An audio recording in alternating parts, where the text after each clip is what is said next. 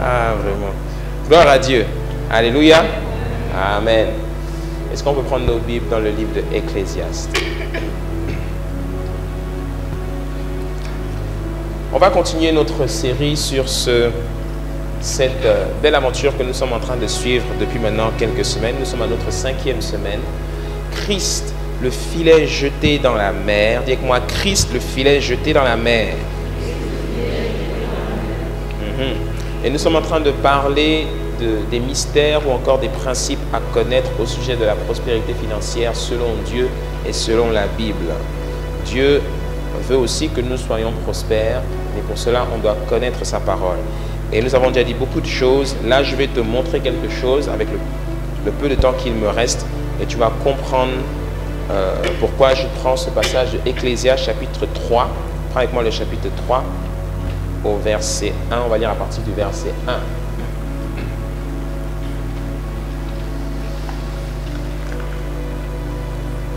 Ecclésiaste au chapitre 3 au verset 1.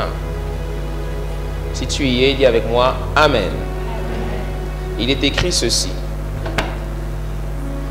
Il y a un temps pour tout. Un temps pour toutes choses sous les cieux. Un temps pour naître et un temps pour mourir. Un temps pour planter et un temps pour arracher ce qui a été planté. Un temps pour tuer et un temps pour guérir. Un temps pour abattre et un temps pour bâtir. Un temps pour pleurer et un temps pour rire. Un temps pour se lamenter et un temps pour danser. Un temps pour lancer des pierres et un temps pour ramasser des pierres. Un temps pour embrasser et un temps pour s'éloigner des embrassements. Un temps pour chercher et un temps pour perdre. Un temps pour garder et un temps pour jeter. Un temps pour déchirer et un temps pour coudre. Un temps pour se taire et un temps pour parler. Un temps pour aimer et un temps pour haïr. Un temps pour la guerre et un temps pour la paix.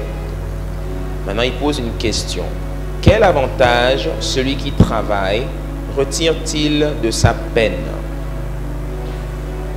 La réponse, c'est que j'ai vu à quelle occupation Dieu soumet les fils de l'homme. Il fait toutes choses belles en son temps. Dis avec moi, il fait toutes choses belles en son temps. Même il a mis dans leur cœur la pensée de l'éternité, bien que l'homme ne puisse pas saisir l'œuvre que Dieu fait du commencement jusqu'à la fin. Alléluia. Prends maintenant avec moi le livre des Proverbes au chapitre 3. Je vais te connecter 2 ou 3 passages et ensuite nous allons entrer. Livre des Proverbes au chapitre 3, c'est le même auteur, Salomon, qui est rempli de sagesse et qui nous montre ici quelque chose. Si tu y es, au Proverbe 3, dis avec moi Amen. On va lire le verset 13. Au verset 13, il est écrit ceci.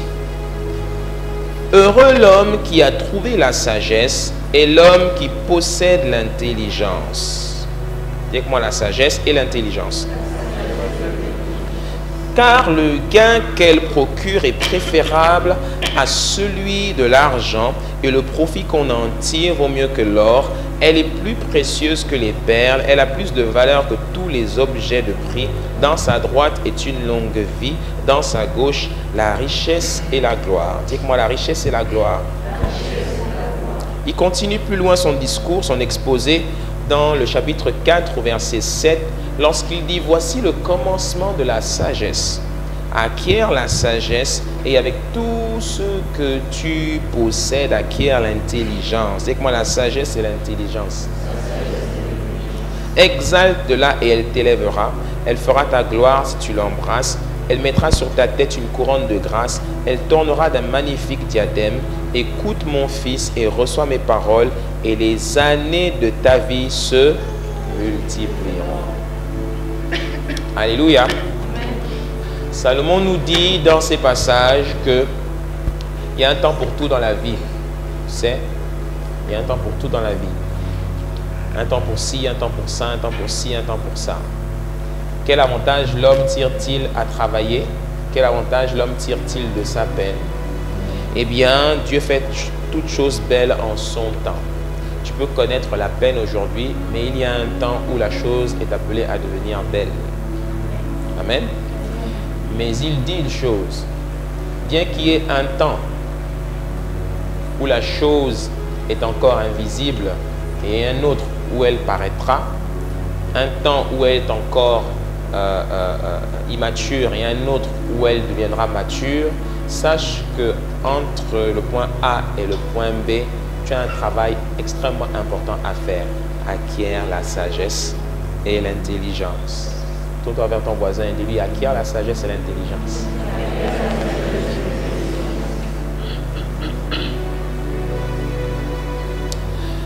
Il dit, lorsque tu acquerras la sagesse et l'intelligence, les années de ta vie se multiplieront.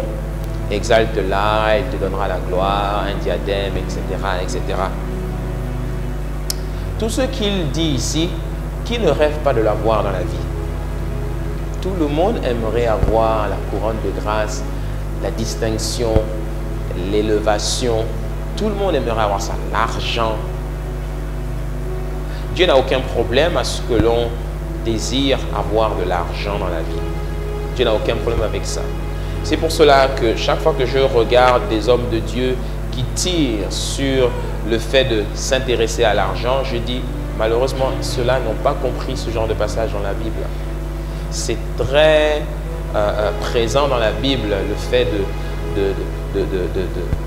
fait de s'intéresser à l'argent. Mais ce que tu dois chercher et acquérir pour l'obtenir, c'est la sagesse et l'intelligence. Donc, si tu arrives à trouver la sagesse et l'intelligence, tu obtiendras la richesse. Alléluia. 1 plus 1 égale 2, dit-il. Donc, ce n'est pas très compliqué à comprendre ce que Salomon dit. Toute personne qui désire dans son cœur avoir de l'argent ou de la richesse, la Bible lui donne la réponse. Trouve la sagesse et trouve l'intelligence. Mais bizarrement, regarde ce que Salomon dit. Salomon dit, voici le commencement de la sagesse. Acquiert la sagesse et avec tout ce que tu possèdes, acquiert l'intelligence. Un peu plus haut, au chapitre 3, il dit, heureux l'homme qui a trouvé la sagesse, l'homme qui possède l'intelligence. Tu peux croire que la sagesse et l'intelligence sont deux choses différentes. En fait, elles sont une.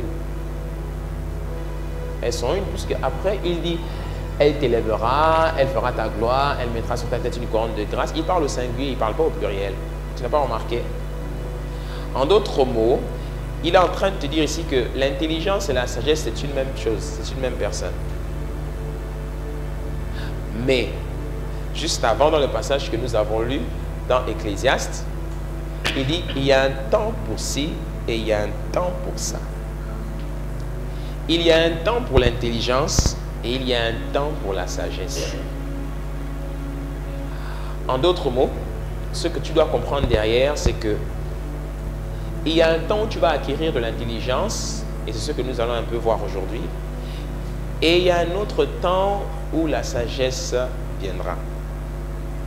Il y a un temps où l'intelligence est ta priorité, et je vais t'expliquer ce que c'est que l'intelligence. Et il y a un autre temps où la sagesse viendra. Comment faire pour parvenir à la sagesse? Acquérir l'intelligence. Car le chemin logique pour arriver à la sagesse, c'est d'avoir d'abord de l'intelligence. Tu me suis? Si tu trouves l'intelligence et que tu persévères dans l'intelligence, tu finiras par arriver à obtenir la sagesse. Et quand tu parviendras à la sagesse, tu obtiendras la richesse et la gloire. Dis que moi, il y a un temps pour toutes choses. Aujourd'hui, je vais te parler de ce sujet. Je vais te parler de... Ça, c'est moi, en fait, tu vois. C'est moi, quand je suis très en forme et que je sors de ma salle de fitness. Tu vois, non? De la saison de travail à la saison de l'abondance. Dis avec moi le travail.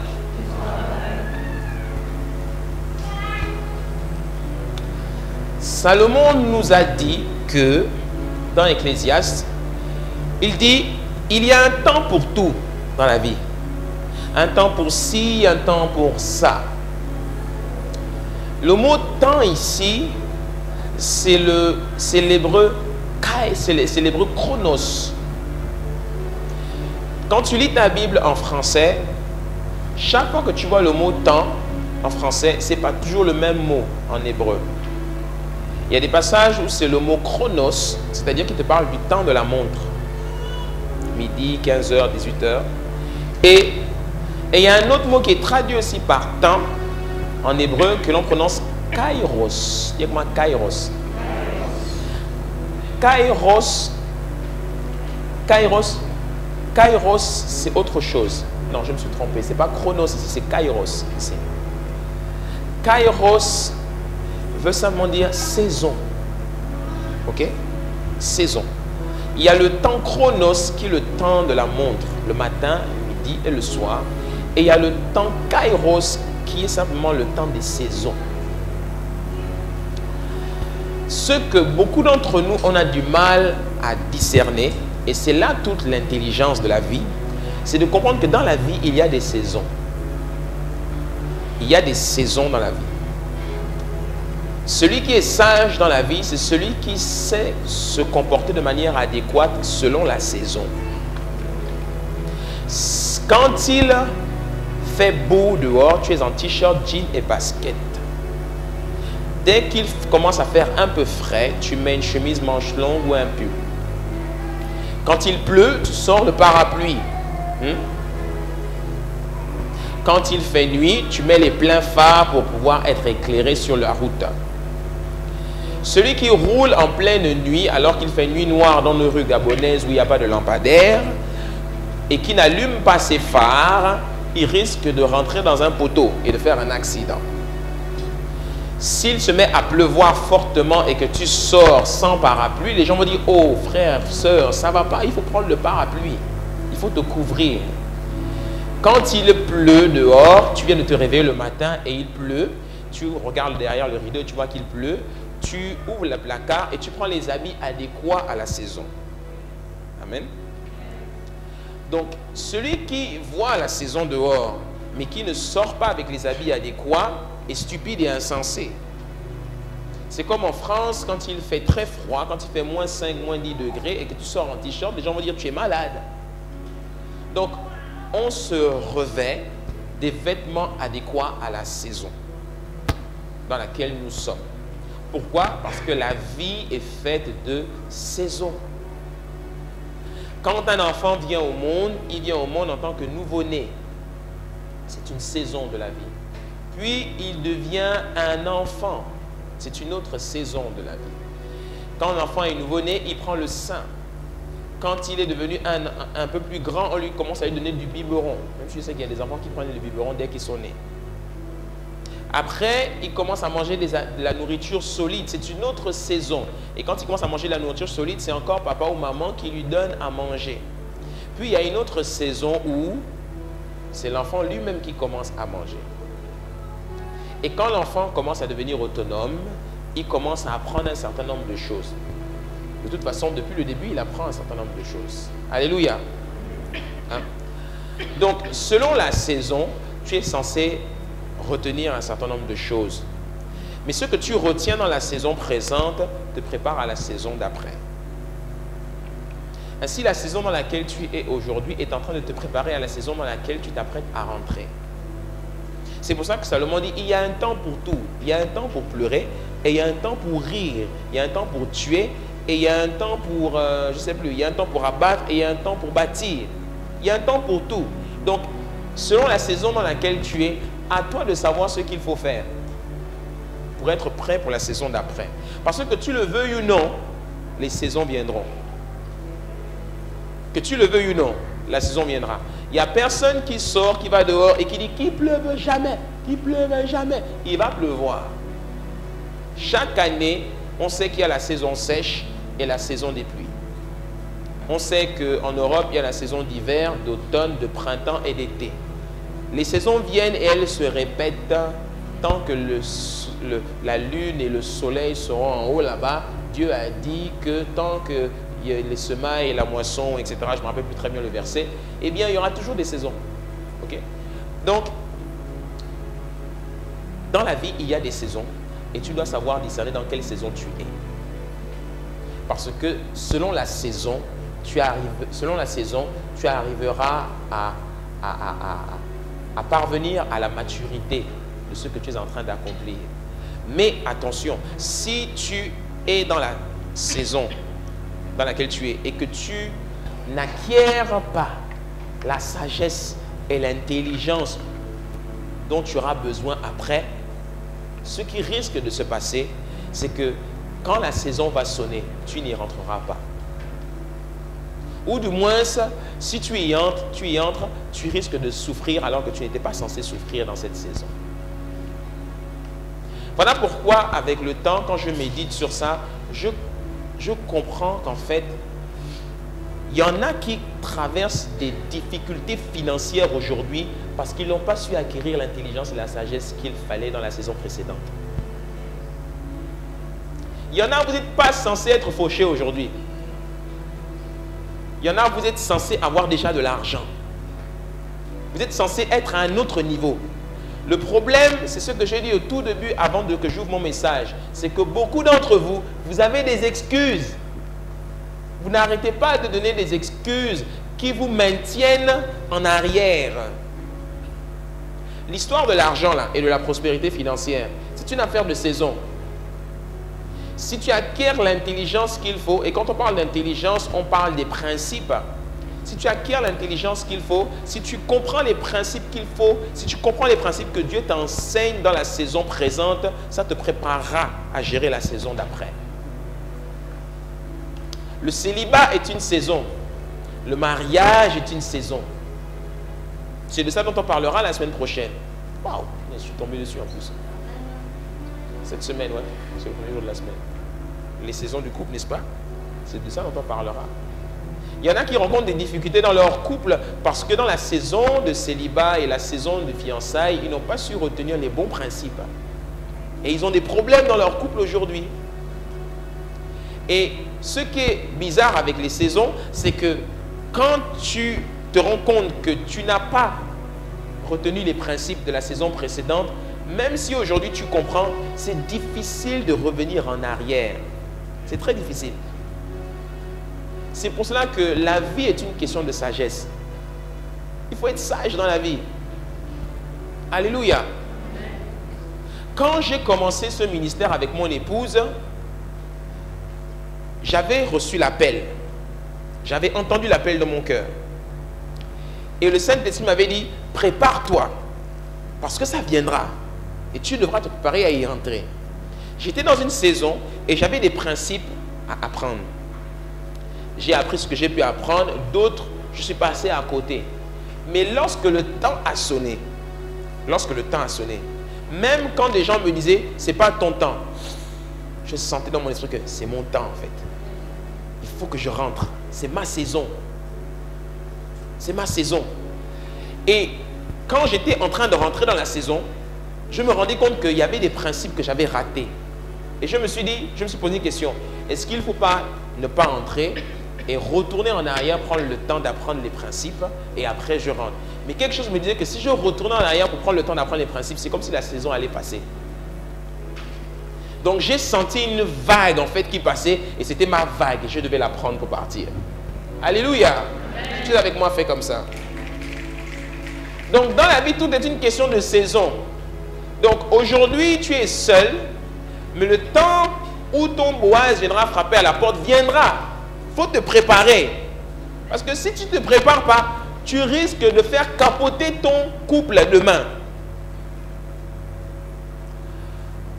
Le ministère en tant que tel, aujourd'hui nous sommes dans une saison.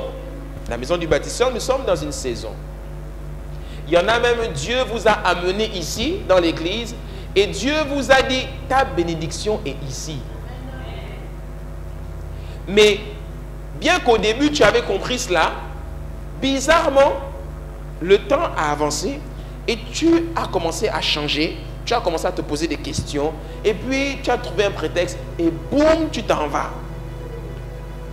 Et puis tu dis que pour toi, tu es juste parti d'un lieu pour aller dans un autre. Le problème, c'est que là où Dieu t'avait planté, c'est là où il devait te faire prospérer. Et même si Dieu a toujours l'intention de te faire prospérer, le fait que tu aies changé de lieu, tu as retardé en fait la venue de ta prospérité. Et en fait, beaucoup d'entre nous, on retarde l'accomplissement du plan de Dieu dans notre vie parce qu'on a la bougeotte et on a de mauvaises attitudes. On n'est pas suffisamment patient pour rester en place et attendre le temps de Dieu. Alléluia. C'est ce qui s'est passé avec Moïse dans la Bible. Alors que Dieu avait prophétisé à Abraham que dans 400 ans, je vais faire sortir ce peuple, Moïse connaissait la prophétie. Et Moïse savait qu'il était celui qui était appelé à délivrer Israël, mais à cause d'une mauvaise attitude, dis avec moi une mauvaise attitude. À cause d'une mauvaise attitude, il a tué un soldat égyptien alors qu'il ne devait pas le toucher. Il a fui en Égypte, et quand il a fui en Égypte, dans le désert plutôt. Il a fui dans le désert, merci. Il a fui dans le désert, et dans le désert, à cause de l'acte qu'il avait posé, et à cause de sa mauvaise attitude, et parce qu'il n'était pas prêt, il a retardé le plan de Dieu de 30 ans. Parce que la Bible dit qu'au bout de 430 ans, Moïse revint en Égypte. Alors que Dieu avait annoncé à Abraham 400 ans. Est-ce que tu te rends compte que l'acte qu'il a posé a retardé de 30 ans sa vie? Moïse est mort à près de 80 ans, je crois, ou 120 ans. 120 ans. Donc Moïse aurait pu rentrer dans sa destinée à 90 ans. Il est rentré à 120 ans. Donc beaucoup d'entre nous, on a des problèmes comme ça dans nos vies. On vit des situations, on vit des difficultés parce qu'on n'a pas su tirer avantage des saisons précédentes. Alléluia. Mais je t'annonce que c'est ta saison. C'est ta saison, mon ami. Il y a un temps pour toute chose. Il y a une saison qui t'est réservée. Attends-la patiemment. Prends ton temps. Sois patient. Prends le temps de travailler, de poser les actes qu'il faut, de t'entourer des personnes qu'il faut. Ta saison viendra.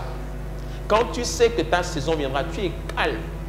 Tu es serein. Tu ne paniques pas. Même si tu vois les autres avancer, toi tu sais que ma saison, mon temps viendra.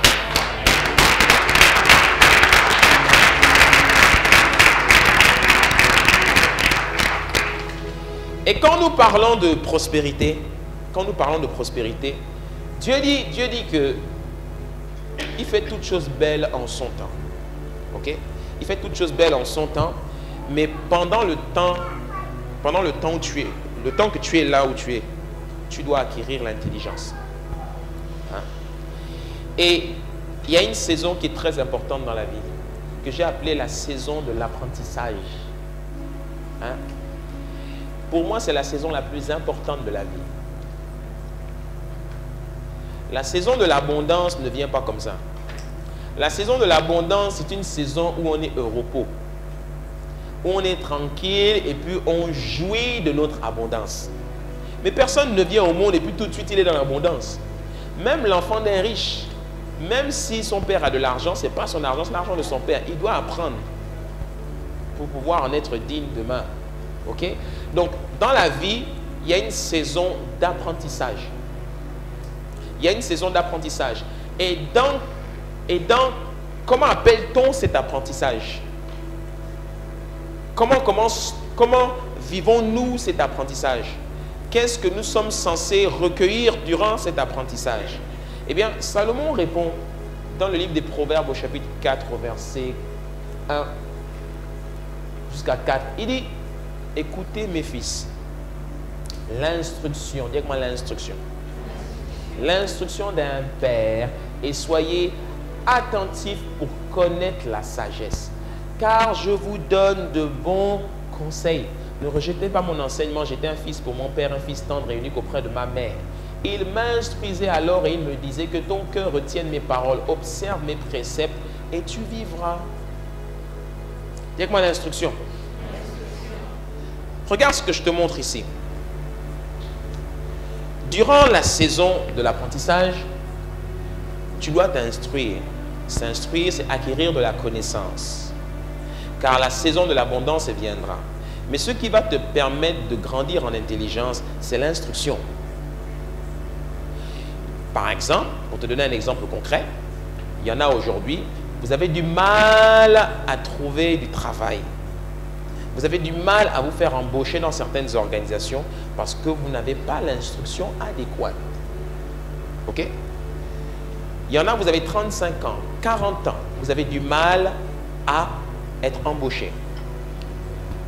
Vous pouvez rejeter la faute sur qui vous voulez.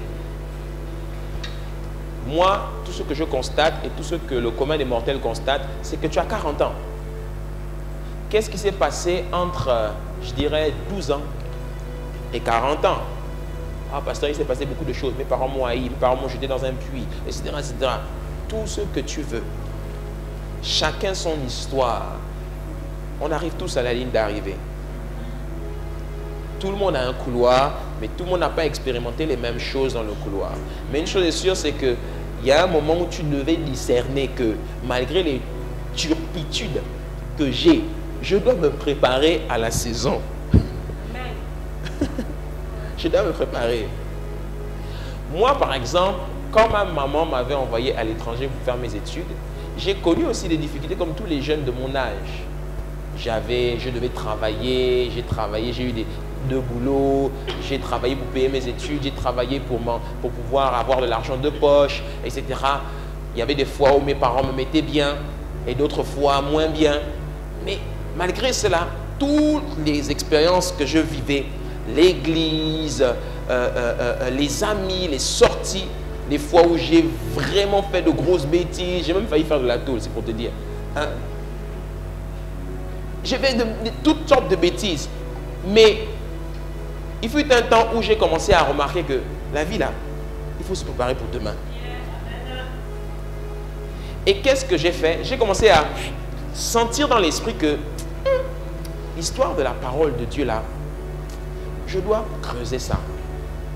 Parce que quand je me voyais à l'église, je ne savais pas que j'allais devenir pasteur. Mais je sentais que j'avais une passion pour la parole.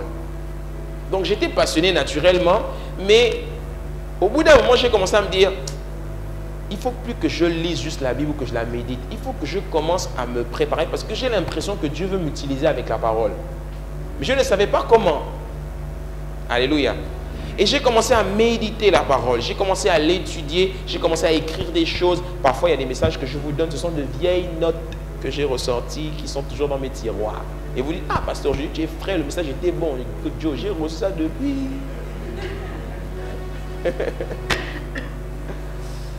Et je me préparais. Et parfois, je passais du temps dans la parole de Dieu comme ça parce que je me disais, alors, qu'est-ce qu'un serviteur de Dieu doit être capable de faire? Il doit être capable de rester dans la parole, rentrer en profondeur, écrire des messages. J'ai dit, comment est-ce qu'on écrit un message? J'ai commencé à apprendre à écrire des messages. J'ai commencé à lire des livres dessus. J'ai commencé à regarder des vidéos. Quand je regardais d'autres pasteurs prêcher, j'étudiais comment ils se tenaient, comment ils parlaient, etc., etc.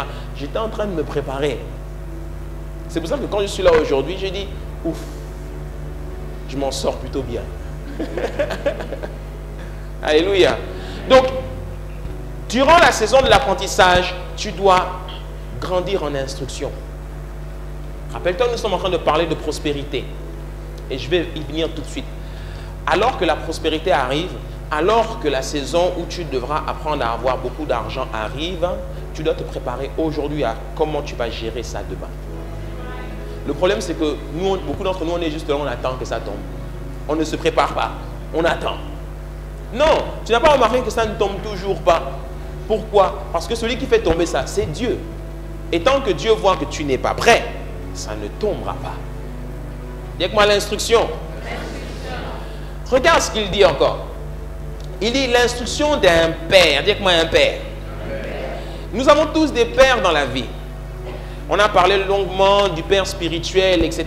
Mais sache que toute personne qui est pour toi une source de bénédiction est un père.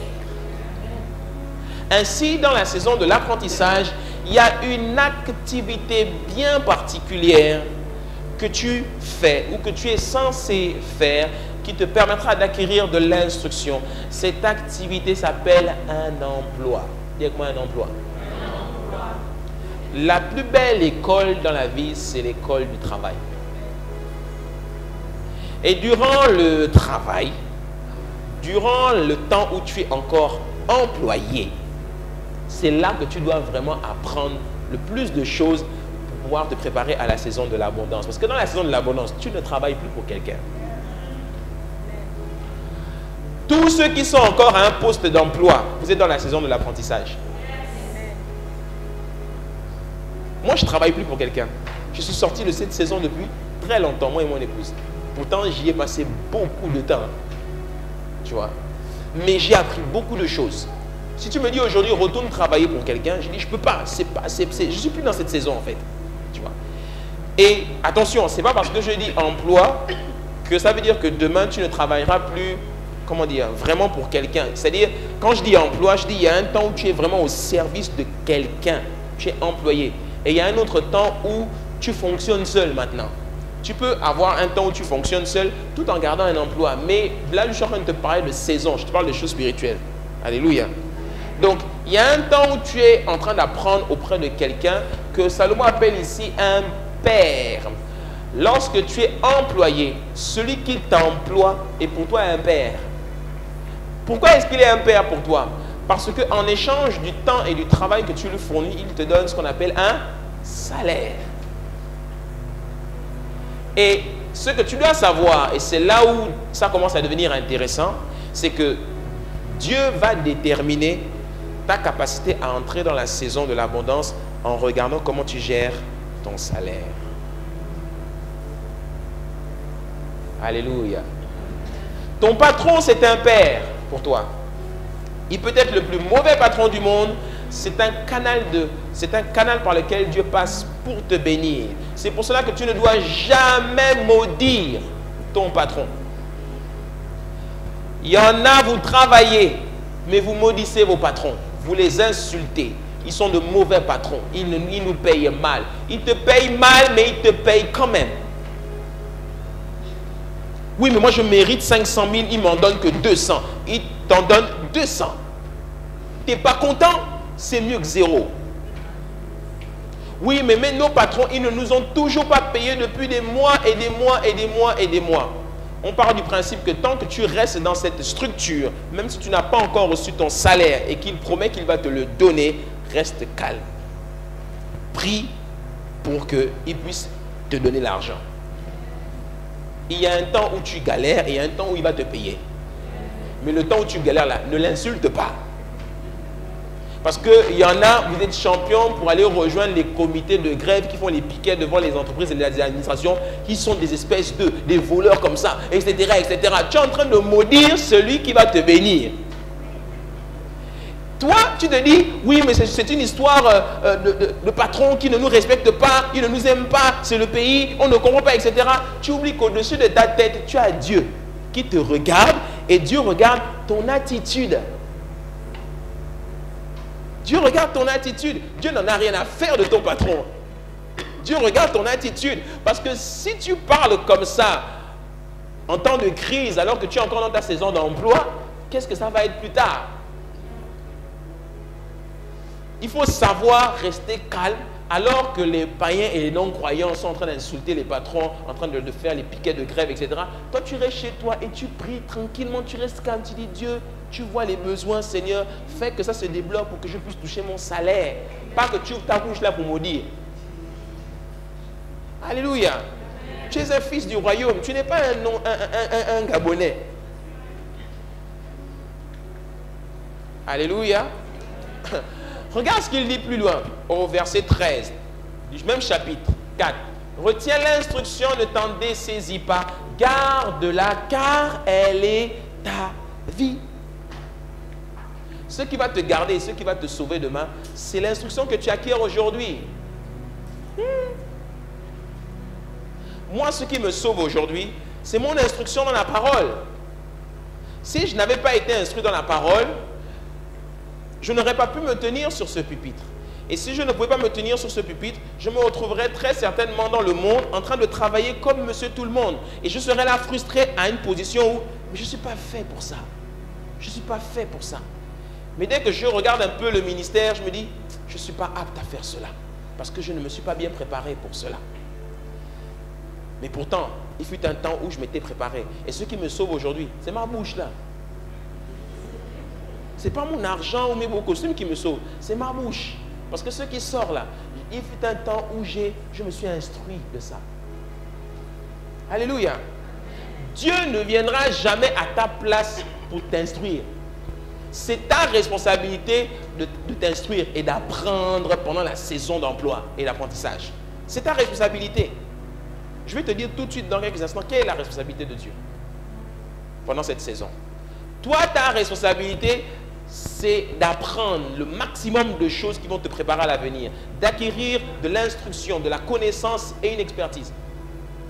Ce n'est pas la responsabilité de Dieu. Dis que moi, je dois m'instruire. Tu dois t'instruire. Comment est-ce qu'on s'instruit?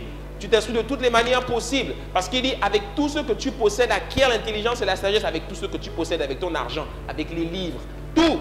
Il y en a, vous n'aimez pas lire. C'est quand la dernière fois que vous avez ouvert un livre pour lire? À part lire les Harlequins, les novellas, ces choses-là qui abrutissent le monde. Est-ce que vous savez que Novelas est la chaîne la plus regardée en Afrique? Ça vous montre le niveau d'abrutissement dans lequel nous sommes. Des fausses chaînes comme ça là. Je le dis, c'est une fausse chaîne. Des faux films. Bête ma bouligno.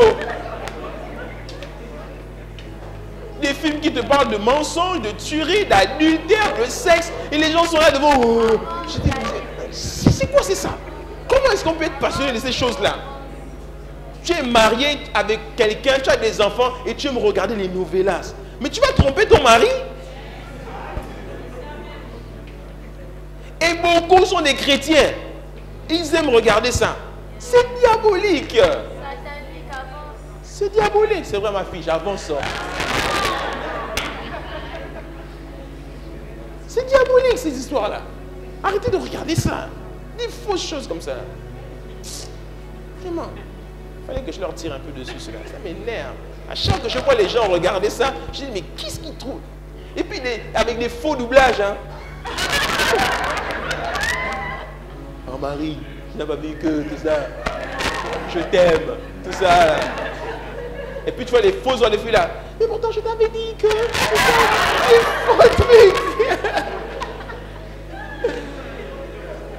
Ça montre à quel point les Africains vous aimez la mauvaise qualité. Pas chez les Américains, ils savent faire les doublages. Vraiment. Parfois, tu sens des accents nigériens derrière. Tu te dis, mais... Et les gars, et tu vois les gens, ils sont là devant la télévision toute la journée. Ils sont là dans les salons de café pendant qu'ils coiffent. Oh, vraiment, tu as vu un Jennifer, hein, Jennifer. Des photos comme ça. Jennifer, elle n'a même pas la tête d'une Jennifer. Des faux trucs, c'est... Dis avec moi, avance, pasteur. Dans la saison de l'apprentissage, tu dois t'instruire. Tu dois maximiser ton temps. Tu dois optimiser le temps que Dieu te donne. Tu ne sais pas quel jour tu vas mourir. Apprends à lire. Apprends à aller sur YouTube, regarder des tutos, des cours en ligne, des MOOC, prendre des formations en ligne. Si tu as un peu d'argent, va te faire former. Lis des choses. Trouve-toi des gens intéressants. Va t'asseoir à leur pied. Apprends le maximum de choses dans ton domaine. Parce que la saison d'après, elle va arriver. Il faudra que tu sois prêt. Il ne faut pas être paresseux dans la vie. Il faut se préparer. Alléluia. Voici ce que Dieu va t'enseigner pendant la saison de l'emploi, de l'apprentissage. Alors que toi, tu t'instruis, Dieu va travailler un aspect de ta vie qui est extrêmement important pour la saison de l'abondance. Dieu va travailler ton caractère. Ça, c'est sa responsabilité. Pendant la saison de l'apprentissage et de l'emploi, tu peux apprendre beaucoup de choses dans l'emploi. Quand tu travailles chez un employeur, tu apprends par exemple à être humble, tu apprends à être patient, tu apprends à être rigoureux, tu apprends à être ponctuel. Beaucoup d'entre vous, je vois que vous avez du mal avec l'heure, la ponctualité. Ça montre à quel point vous êtes en retard, vous n'êtes pas instruit. Il faut être ponctuel dans la vie. Tu peux rater l'opportunité de ta vie parce que tu es arrivé en retard. Les Gabonais, arrêtez d'être en retard. Dieu est là et te regarde, même quand tu viens au culte de dimanche, beaucoup, vous êtes en retard. Vous aimez arriver en retard. Le culte, c'est 9h. Vous arrivez à 9h45, 10h. Vous êtes irrespectueux de la présence de Dieu, irrespectueux de vos frères et de vos sœurs, et irrespectueux du pasteur même. Tu me regardes avec un grand sourire, tu dis tu me respectes pas, puisque j'organise ce culte tous les dimanches matin à 9h et tu arrives en retard. Tu es irrespectueux, sauvage.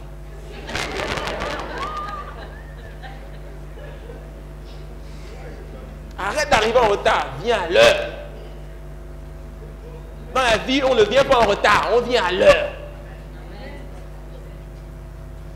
Moi, je suis allé dans des assemblées aux États-Unis de 20 000 membres. Le culte commence à 9 h, tu vois, 8 h, ils sont tous là. Le salle est full. Le culte n'a même pas commencé. Ils sont là, en attendant que le culte commence, les gens sont en train de lire leur Bible, ils ont mis une musique de fond de prière, et puis tu vois des mamans dans leur coin qui sont en train de lire la Bible, elles sont en train de prier, d'autres sont en train de parler un peu dans le coin, etc. Ils sont là à l'heure. Mais nous, on est en retard. Jusqu'à 9h30, la salle est à moitié vide, parce que la moitié sont en retard. En retard pourquoi? Dimanche matin, dites-moi franchement de vous à moi, vous faites quoi? Ah, pasteur, les enfants, ma femme qui se maquille, le taxi, tout ça. Mais demain, si je te propose un emploi, tu vas arriver à l'heure. Si un jour le chef de l'État accepte une audience avec toi et que tu arrives en retard, il va te recevoir. Non. Beaucoup, même quand vous venez, vous prenez vos dîmes, vos offrandes là, en retard, et puis vous venez mettre ça ici en retard. L'enveloppe est restée dans le panier. Dans l'esprit, Dieu a pris l'enveloppe et t'a redonné ça. Parce que tu as donné ça en retard. Parce que le temps d'offrande est passé. Tourne-toi vers quelqu'un et dis-lui, apprends à être à l'heure. Ce sont des choses simples, des b.a.-ba de la vie, mais qui vous coûtent votre saison d'abondance. Qui peut même vous coûter votre destinée. Parce que vous êtes en retard. Tu apprends l'humilité, la capacité à t'humilier, à te soumettre à quelqu'un. Même quand il te dit de mauvaises choses, tu dois rester calme et te soumettre. Tu apprends la rigueur dans ta saison d'emploi. On t'apprend à être rigoureux. Il y en a, vous n'arrivez toujours pas à fonctionner seul. Parce que vous ne pouvez pas fonctionner seul. Vous n'êtes pas des gens rigoureux et disciplinés dans votre vie. Savoir vous lever le matin très tôt. Arranger ta maison, arranger tes affaires, préparer ton temps où tu dois partir au bureau pour être à l'heure, etc. Il y en a, vous ne pouvez pas faire ça seul. Vous avez besoin d'avoir quelqu'un derrière qui est là avec la baguette. Dépêche-toi d'être à l'heure, dépêche-toi. Parce que dès qu'on vous laisse un peu, wow, vous vous amusez. Il faut être à l'heure, il faut être rigoureux. Il y en a au travail, vous n'êtes pas rigoureux.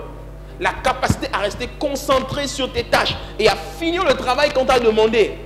Tu travailles au boulot. Tantôt, tu t'arrêtes pour lire l'Union. Tantôt, tu t'arrêtes pour être sur WhatsApp. Tantôt, tu t'arrêtes pour sortir. On dit la pause, c'est 45 minutes, 1 heure. Toi, tu t'absentes 3 heures. Tu reviens les mains dans les poches comme un patron alors que tu n'es même pas patron. Il y en a, vous êtes trop désordonnés dans votre vie. Et quand Dieu voit que vous êtes désordonnés comme ça, il dit, lui, dans la saison d'abondance, c'est une vraie catastrophe. Je ne peux pas le faire rentrer là-bas. Tu vas rester là dans ta saison d'emploi. Les gens qui réussissent dans la vie, ce sont les gens qui sont disciplinés, rigoureux, organisés, ponctuels, qui ont un bon rapport avec les gens. Et ce sont ceux-là qui réussissent. Parce que les secrets de la réussite dans la vie reposent dans ces petites choses-là. Oui, ça repose dans ces petites choses-là. Et beaucoup, vous ne connaissez pas le succès parce que vous n'êtes pas rigoureux dans ces choses-là. Quand on parle du travail, vous n'êtes pas discipliné, organisé. Vous n'êtes pas droit. Et vous voulez que Dieu vous donne plus. Vous ne pouvez pas. Alléluia. Amen. Le succès dans la vie est facile. C'est facile d'avoir le succès dans la vie. C'est facile d'avoir le succès. Je veux même te choquer. C'est facile même de devenir riche. C'est très facile. Moi, je vais devenir riche, moi, au nom de Jésus. J'aurais peut-être pas dû dire ça. Il y a quelqu'un qui est jaloux déjà. Je ne poursuis pas ça. Mais je sais que en ayant la bonne attitude, en appliquant les principes dont on est en train de parler depuis des semaines là, je sais que tôt ou tard, ça va venir. Tôt ou tard. Yeah.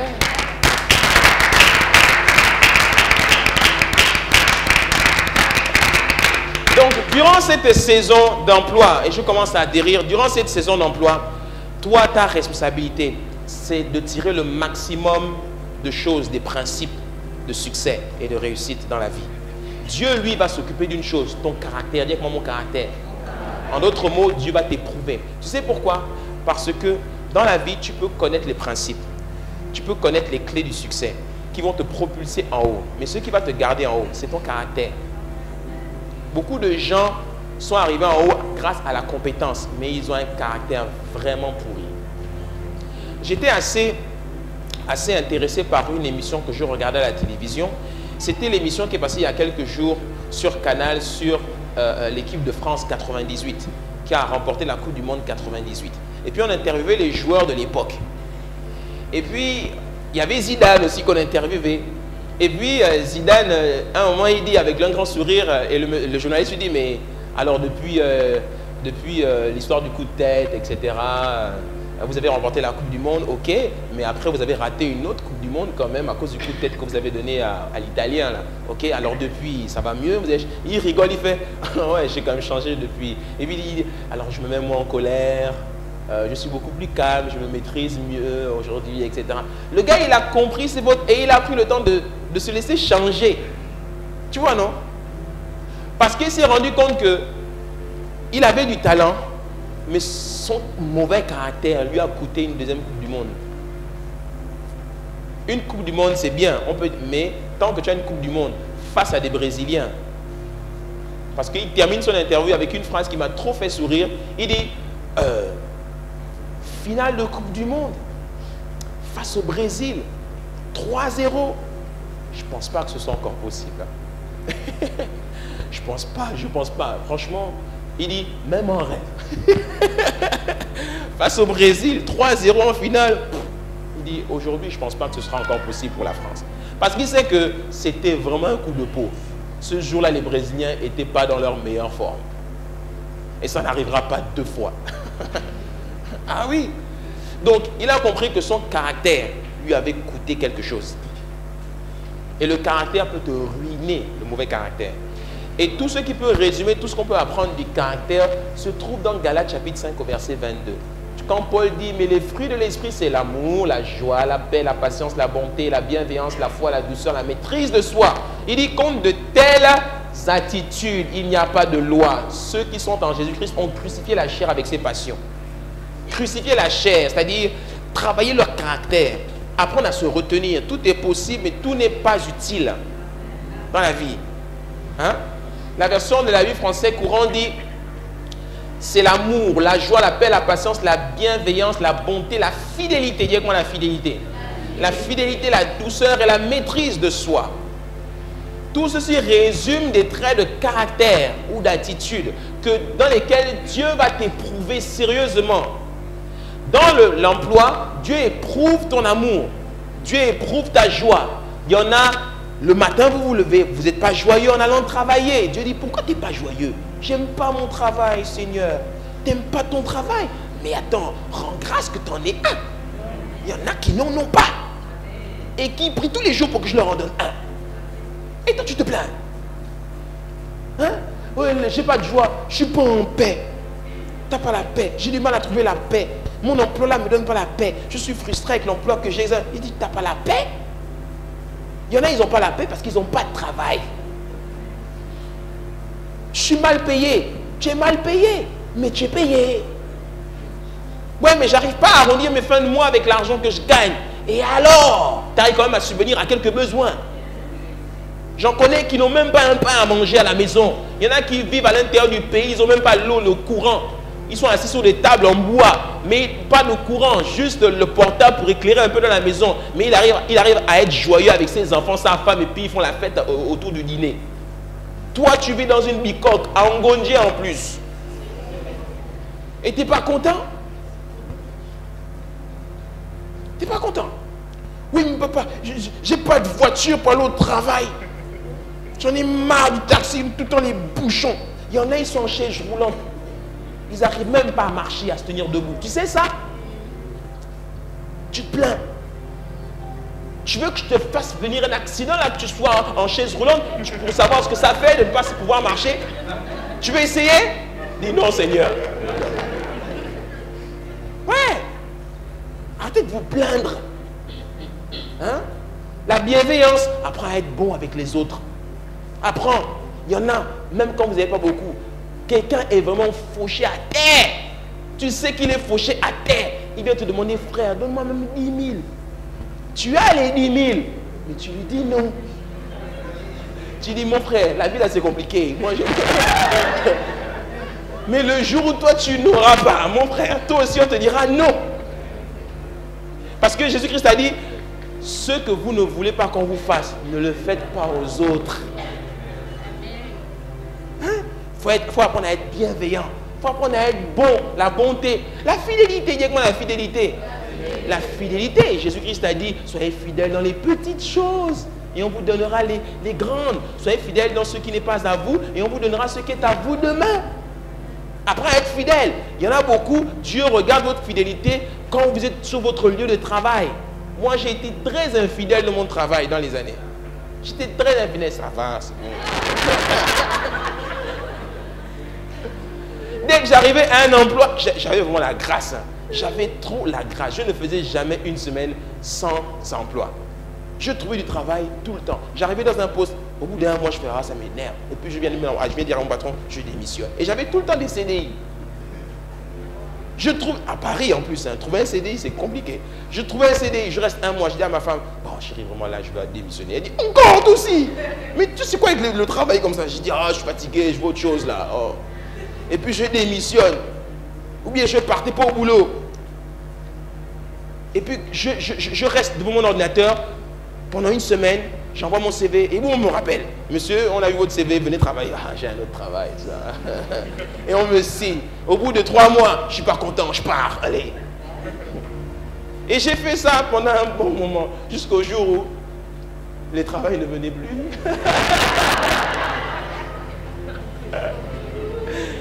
Le travail ne venait plus. J'avais enchaîné peut-être 10 emplois. Le travail ne venait plus. Et après, j'ai galéré. Ah, j'ai galéré. Ça va. J'ai galéré. Faut pas faire ça. Faut être fidèle dans la vie. Faut être fidèle dans les petites choses. Yeah. Faut être doux. Faut être doux. La douceur, c'est un trait de caractère. Il y en a, vous n'êtes pas doux au travail. Vous ne savez pas être doux avec vos collègues. Agressif, insultant, désagréable. Oui, monsieur, est-ce que je peux avoir tel dossier? Vous voulez quoi, monsieur? Comment il te répond? Bonjour, madame. Bonjour, madame. Ah, vous voulez quoi? Il y en a, ils sont comme ça. Tout le temps énervé. Une fois, je rentre dans le bureau d'un greffier, dans un tribunal, et puis je vois plein de monde dans le bureau, et puis je ne comprenais pas pourquoi moi j'étais toujours à l'extérieur, au couloir, en train d'attendre. Et puis je rentre dans le bureau. Quand je rentre dans le bureau, je vois plein de monde, et puis je dis à la dame, excusez-moi, c'est à l'intérieur qu'il faut attendre ou c'est à l'extérieur? Elle fait, vous voyez pas qu'il y a déjà beaucoup de monde? Attendez dehors, non? Je suis resté comme ça. Et je lui ai répondu, c'est quand même lui qu'on dit, je fais, excusez-moi madame, c'est pas une façon de répondre, s'il vous plaît, d'accord? Et si vous n'êtes pas content de venir travailler le matin, ben restez chez vous, madame. Elle m'a regardé.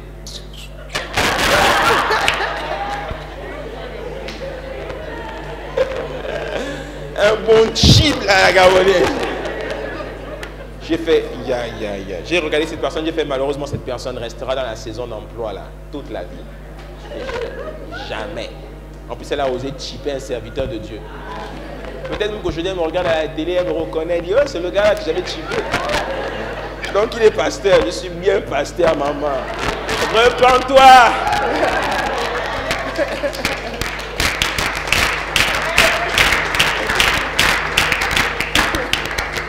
Alléluia. Yeah. Le caractère, c'est super important.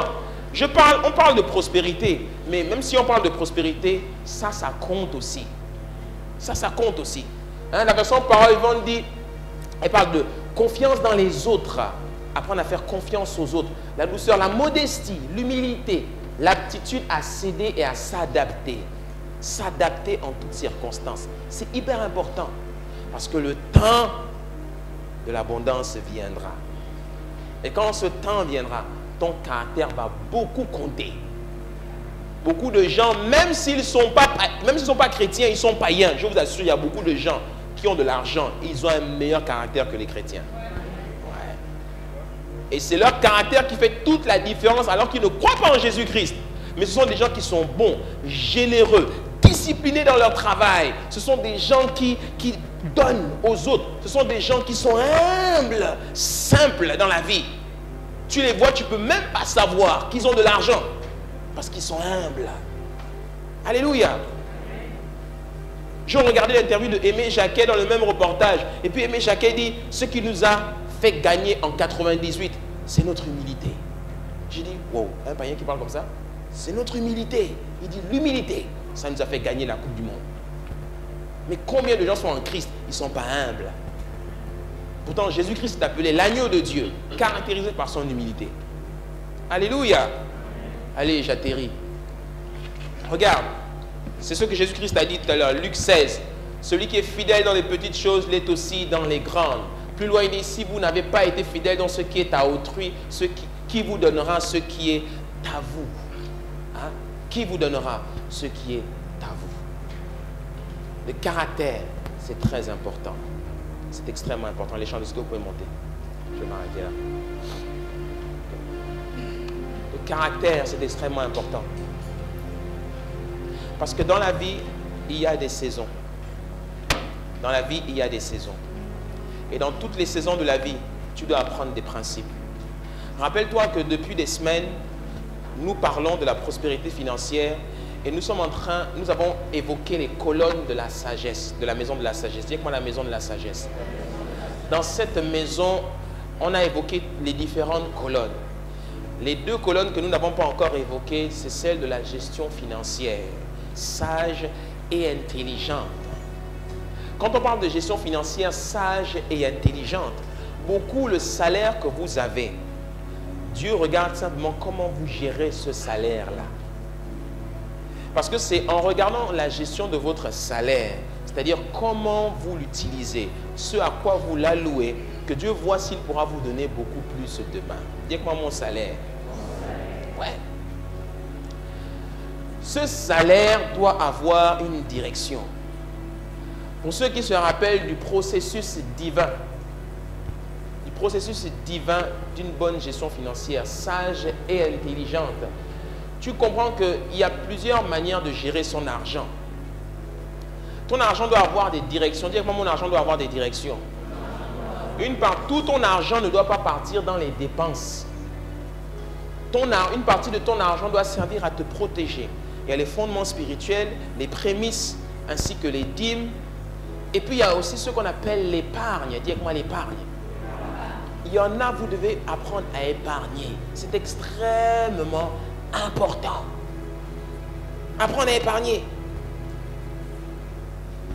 Ton argent doit être aussi utilisé pour être investi. Tu ne dois pas manger la pomme et le noyau de la pomme, les pépins, etc. Tu dois prendre une partie de ça et tu dois le mettre de côté et pouvoir l'investir ensuite. Parce que si tu n'investis pas aujourd'hui sur un actif, tu risques de te retrouver demain sans actif. Le salaire que Dieu vous donne aujourd'hui, vous devez garder une partie de ce salaire, par exemple, pour préparer votre maison demain. Préparer l'avenir de vos enfants demain. Parce qu'il y en a qui fonctionnent dans la tête en se disant que quand la saison viendra, je gagnerai encore de l'argent. Tu ne sais pas entre aujourd'hui et cette saison-là ce qui va se passer entre-temps. Voilà pourquoi tu dois prendre une partie de l'argent et le mettre de côté. Hein? Alléluia. Tu dois apprendre à semer dans le royaume et tu dois apprendre à investir dans des actifs. Tu dois développer la sagesse et l'intelligence. Hein? Dans la Bible, il y a différents types de personnages que l'on connaît. On connaît Isaac.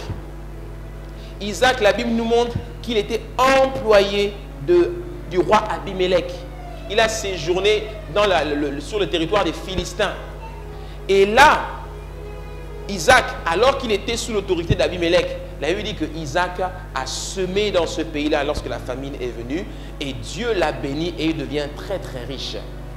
Jacob était employé pendant 20 ans chez Laban, mais Jacob, bien que Laban lui volait son salaire, Jacob a appris à gérer son salaire. Et Jacob, au bout d'un certain temps, a fait un placement. Et il s'est lancé ensuite dans l'élevage. Jacob, ce qu'il a sauvé, c'était sa fidélité et sa loyauté envers Laban. Parce que Dieu regardait ça de près. C'était très important. Et Dieu l'a rendu riche. Je ne te parle pas de Joseph. Tu peux jouer un peu plus fort, s'il te plaît. Augmente un peu son piano. Je ne te parle pas de Joseph. Joseph est resté en prison pendant des années. Mais Joseph pendant qu'il était dans la maison de Potiphar, la Bible dit que Potiphar lui a confié tout ce qui lui appartenait et il ne se contentait que de manger. Joseph a développé une expertise, une discipline dans la gestion financière qui l'a permis d'arriver au sommet et de pouvoir gérer un pays. Il y en a, vous êtes là assis, de manière prophétique, Dieu vous annonce à être dans le gouvernement demain. Mais tu devras te préparer. Parce que si tu n'es pas capable de gérer ne serait-ce que 500 000 francs de salaire, quand on va te donner en main un budget de 20 milliards, tu vas gérer ça comment? C'est pour cela qu'il y en a dès qu'ils ont ça entre les mains, ils dilapident tout parce qu'ils ne savent pas gérer ça. Alléluia. Ouais. Tu dois te préparer à la saison de l'abondance. Et la saison de l'apprentissage, la saison de l'emploi, c'est aujourd'hui que ça commence. C'est aujourd'hui que tu dois t'instruire. C'est aujourd'hui que tu dois te préparer. Parce que demain, quand ton heure sonnera, il faudra que tu sois prêt. Et au nom de Jésus-Christ, tu seras prêt.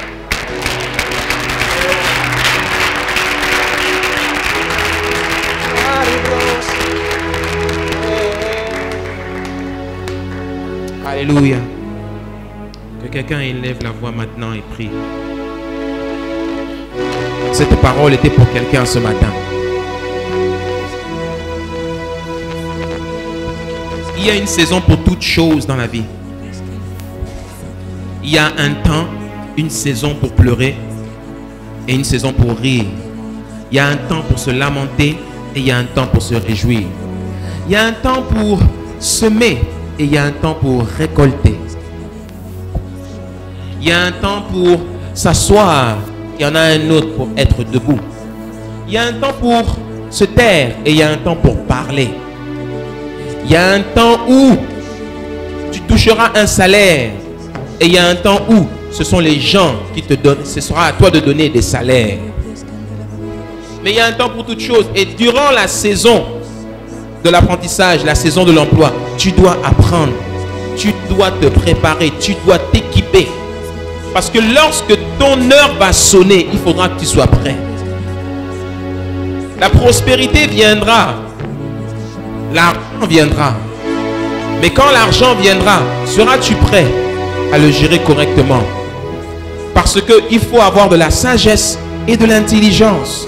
Celui qui est instruit, celui qui a appris, a acquis de l'intelligence comme Joseph.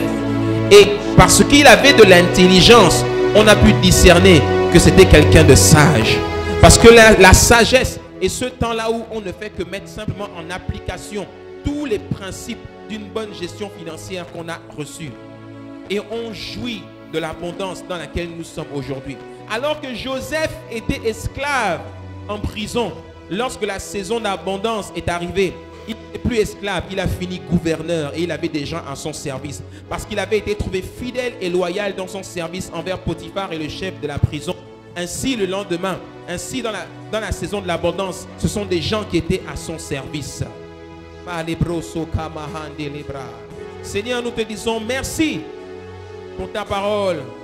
Merci, Père, pour la saison de l'apprentissage. Merci pour la saison de l'apprentissage. Merci pour la saison de l'emploi.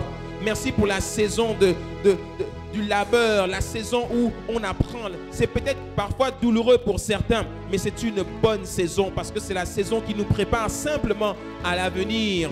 Pour les jeunes, ils se préparent aujourd'hui. Ils sont sur le banc de l'école. Ils sont sur le banc de l'apprentissage. Mais l'instruction qu'ils reçoivent aujourd'hui les prépare à la vie active demain. Celui qui rate cette saison est en train d'hypothéquer tout son avenir. Mais par ta grâce, nous comprenons ces choses et nous arriverons, Seigneur, à retenir ce que nous devons retenir. Merci pour le caractère. Merci pour le caractère que tu éprouves, Seigneur.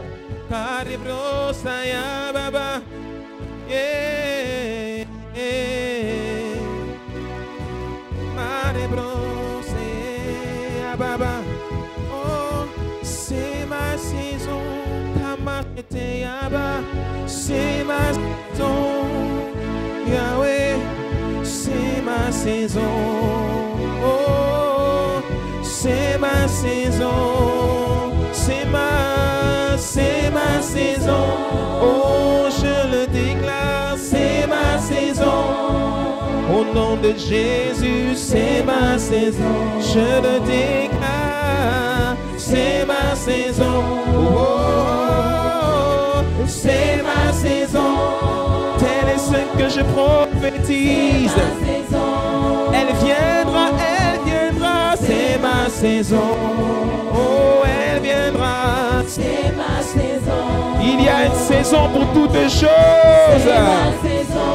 Il y a la saison où tu es dans le manque et la saison où tu seras dans la prospérité. Il y a la saison où tu n'as rien et la saison où tu auras beaucoup. C'est ma saison. Oh, c'est ma saison. C'est ma saison. Il y a la saison où tu dois travailler pour quelqu'un et la saison où tu seras à ton propre compte demain. La saison où tu seras à la tête de plusieurs entreprises. Mais il y a une saison pour toutes choses. Acquiert la sagesse, acquiert l'intelligence, acquiert l'instruction et la connaissance. C'est ma saison, Jésus-Christ. Oh, c'est ma saison. C'est ma saison. C'est ma saison. Yahweh, c'est ma saison. Je le déclare, c'est ma saison. Oh, c'est ma saison. Merci Seigneur, que toute la gloire te soit rendue au nom de Jésus-Christ. Que quelqu'un dise Amen. Amen et Amen.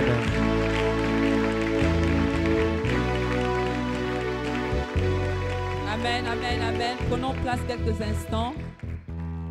Nous sommes arrivés au thème de notre célébration. Merci. Nous espérons que vous avez été richement édifiés par cet enseignement.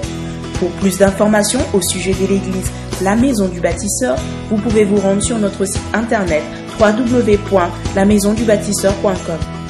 Si vous désirez avoir d'autres produits enregistrés à La Maison du Bâtisseur, vous pouvez soit commander directement en ligne ou téléphonez-nous au 04 65 60 56 ou envoyez-nous votre demande par email à l'adresse suivante contact@lamaisondubâtisseur.com.